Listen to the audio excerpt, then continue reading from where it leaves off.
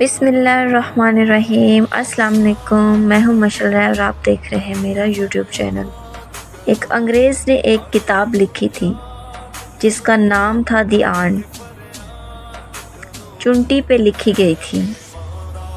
20 साल रिसर्च की इसने, किस पे? सिर्फ चुंटी पे 20 साल रिसर्च करता रहा कि सरा में कौन कौन सी नस्ल पाई जाती है, दरियाई इलाकों में कौन सी नस्ल पाई जाती है, समुद्री इलाकों में कौन सी नस्ल होती है, बंजर ज़मीन पे चुंटियों की कौन कौन सी नस्लें होती हैं। इसने 20 साल रिसर्च की।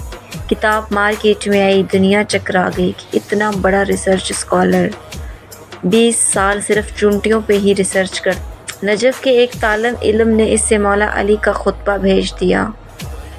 मौला अली का वो खुतबा जो मौला अली ने कूफे की रेत पर बैठकर चुंटियों पे दिया था।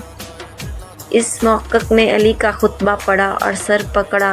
इसने कहा कि काश मैंने ये खुतबा पहले पढ़ा होता तो मेरे 20 साल ज़ाया ना होते। मैंने 20 साल में सिर्फ इतना पता किया कि चुंटियों की नस्लें कितनी हैं, और ये सदियों पहले बता गया कि चुंटियों के बदन में रगें कितनी हैं।